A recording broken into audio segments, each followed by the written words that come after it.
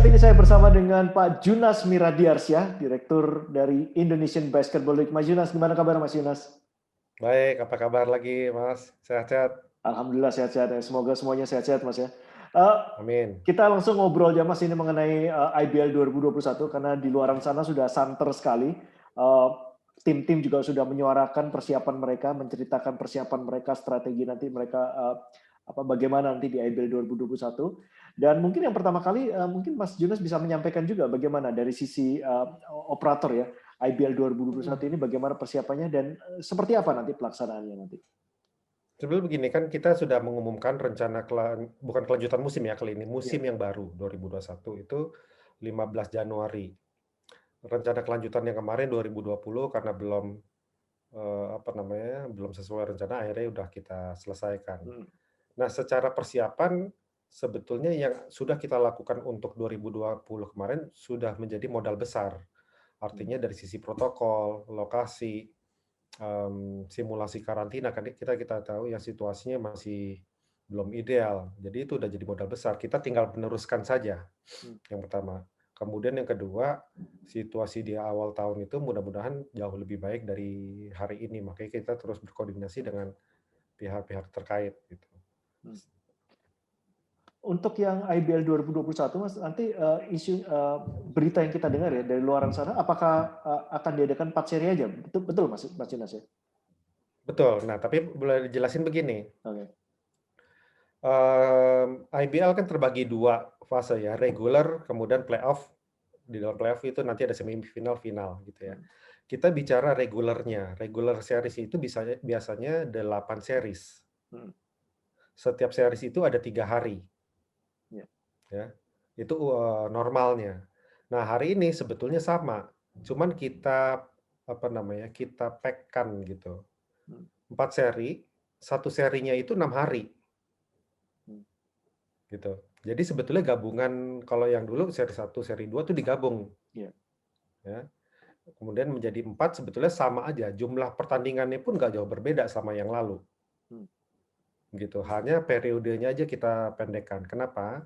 Karena kalau yang lalu itu kan dengan jumlah seri yang banyak, ya kita cenderung untuk main kemudian off gitu ya. Kemudian berpindah-pindah. Nah, ini kan situasinya beda.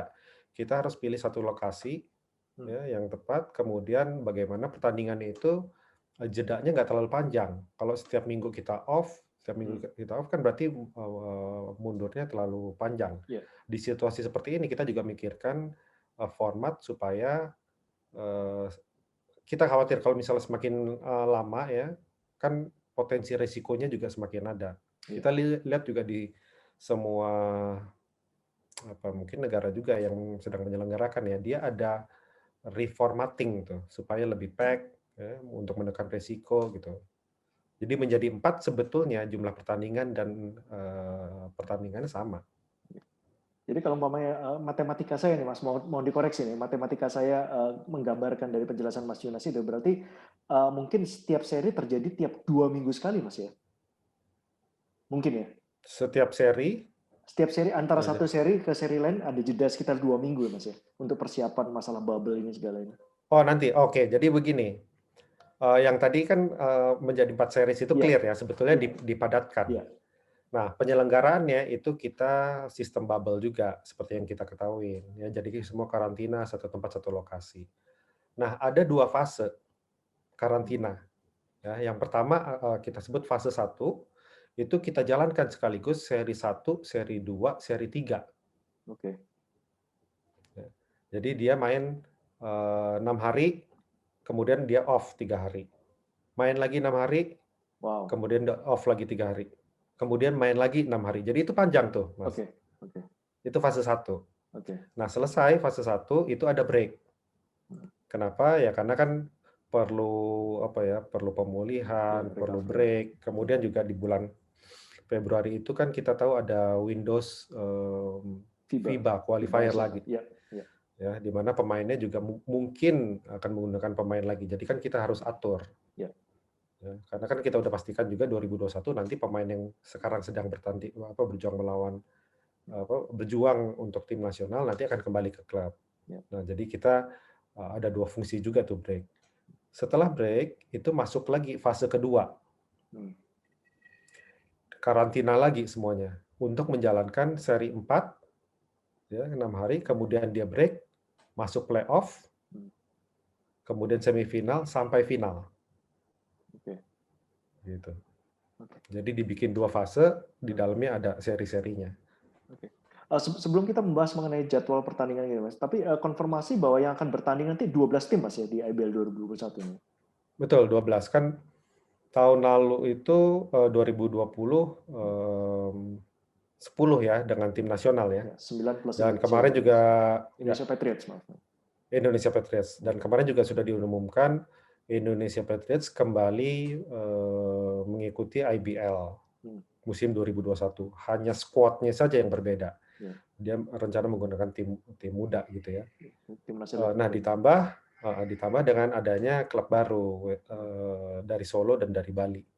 Sehingga 12. Oke, dan masing-masing masih ini ya, seperti IBL 2020, tiap tim bertemu 2 kali ya dengan tim lawannya, Mas.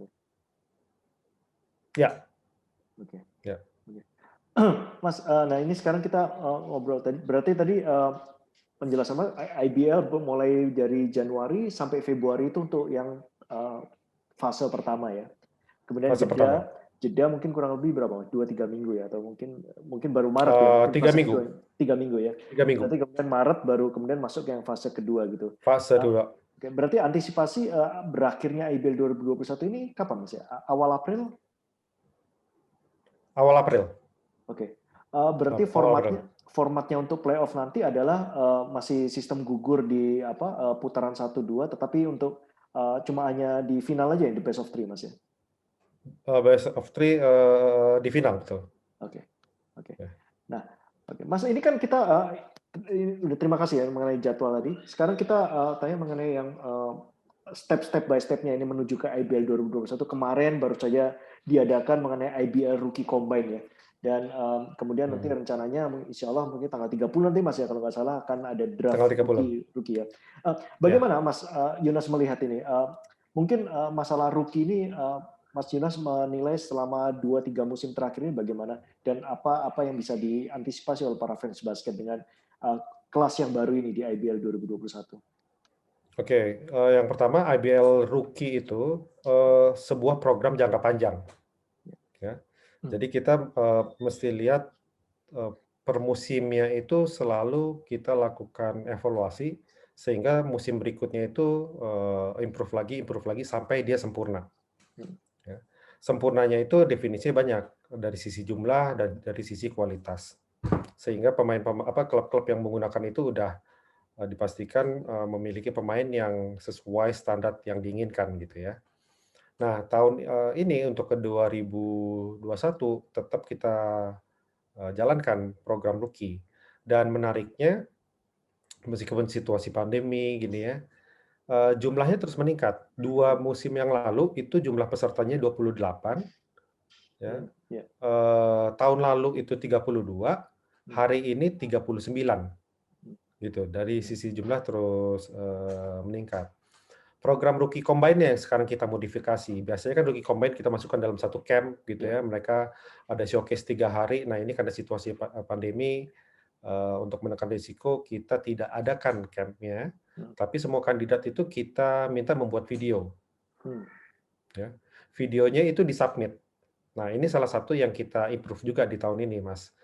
Ketika mereka mensubmit, itu tidak hanya IBL saja, tapi kita juga melibatkan pelatih-pelatih dari seluruh klub.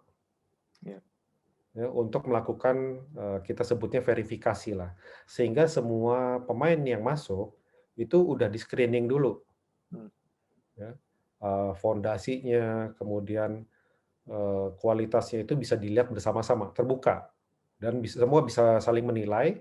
Kita bisa lihat nilai yang ini memadai, yang ini enggak, dan seterusnya.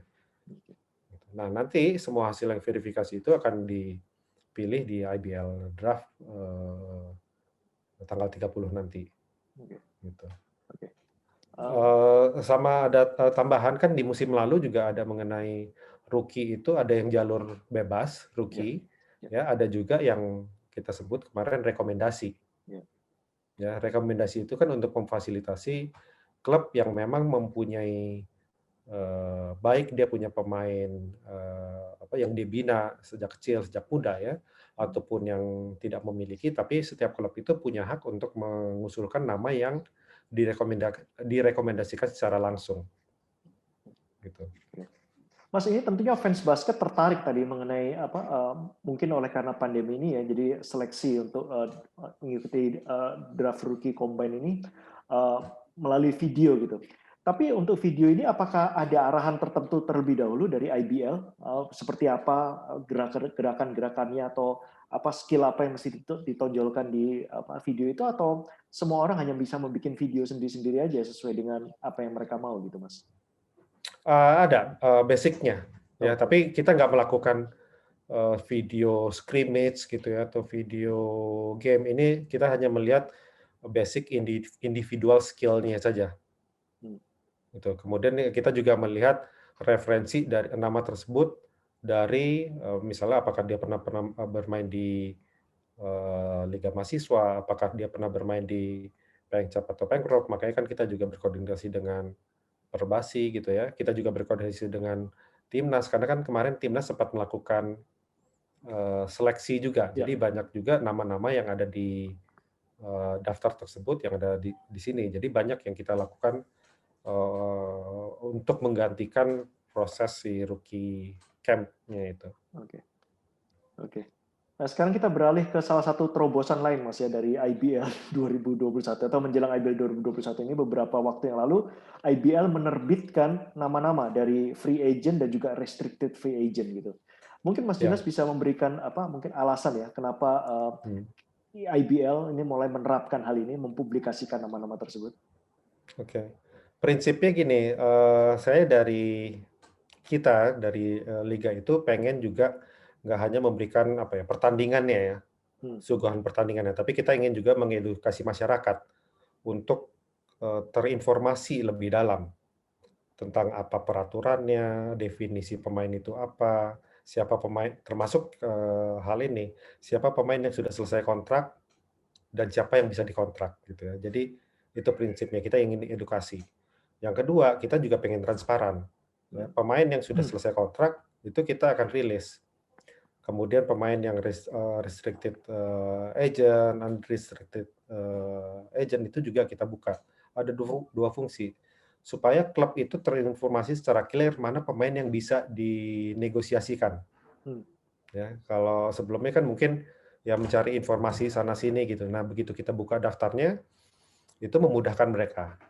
Ya, kemudian fans basket juga akan melihat bahwa oh si A udah habis, kemana ya dia? Gitu. Itu kan akan terjadi pembicaraan, kemudian akan terjadi ketertarikan antara fans dengan pemain tersebut. Gitu.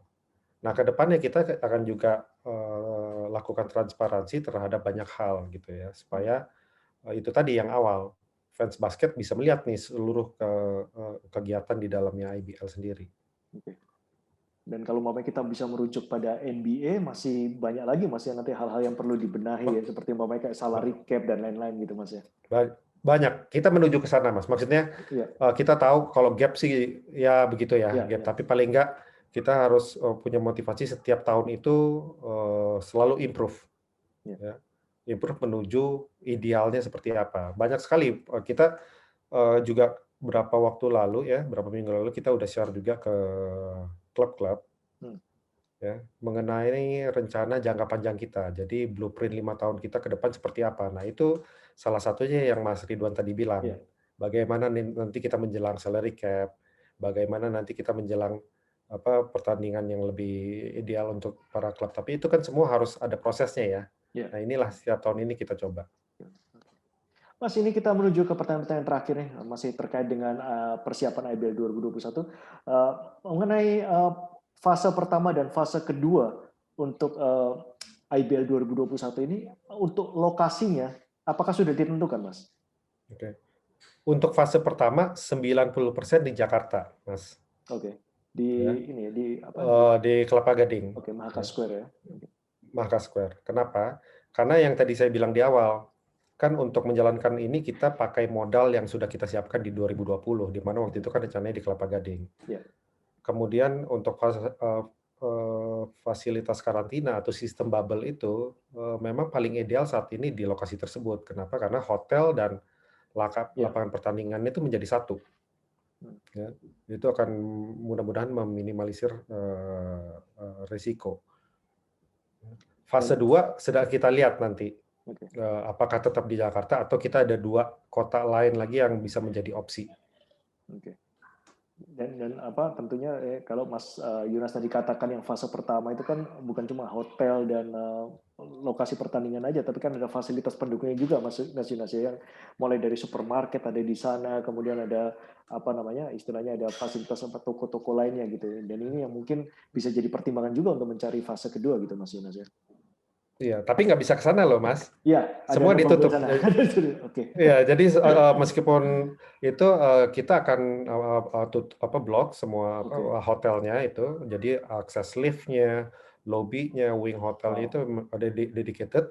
Kemudian kita udah buat jalur khusus untuk pemain ke lokasi pertandingan, wasit ke lokasi pertandingan, dan ketika selesai itu jalurnya udah dibuat. Tapi untuk ke area yang lebih jauh ya, yang bisa dibilang tidak ada hubungan langsung seperti supermarket atau mall, itu kita akan batasin. Ya, karena ya itu tadi kita kan ingin semuanya begitu di dalam ya di situ aja. Tapi kita fasilitasin, misalnya bagaimana dia mau pesan makanan dari luar bisa, ya begitu. Dan dengan konsep bubble yang seperti waktu rencana lanjutan kemarin, para pekerja yang support dari pelaksanaan event IBL 2021 nanti, terutama di fase 1 juga masuk ke dalam bubble itu, Mas Yunas ya, tidak bisa sembarangan juga, Mas ya. Ya, kita udah berkoordinasi dengan pihak hotelnya, bahkan housekeeping-nya pun itu kan kamar hotel ya, maksudnya ada orang keluar masuk untuk bersihkan. Housekeeping-nya itu juga akan stay di situ. Begitu. Benar-benar sangat-sangat dipikirkan, dan ini benar-benar pelajaran dari beberapa bulan lalu akan diimplementasi, dan mudah-mudahan ini semuanya lancar-lancar, Mas Yunas ya. Oke. Mudah-mudahan, amin. Oke, Mas Yunas, terima kasih waktunya, terima kasih untuk update mengenai IBL 2021. Ini merupakan kabar yang sangat menggembirakan sekali bagi para fans basket, dan mudah-mudahan bisa terlaksana tepat waktu dan bisa terlaksana dengan aman dan sehat-sehat semua. Terima kasih, Mas. Terima kasih, mohon doanya. Terima kasih, Mas Yunas. Stay safe, bye-bye. Bye.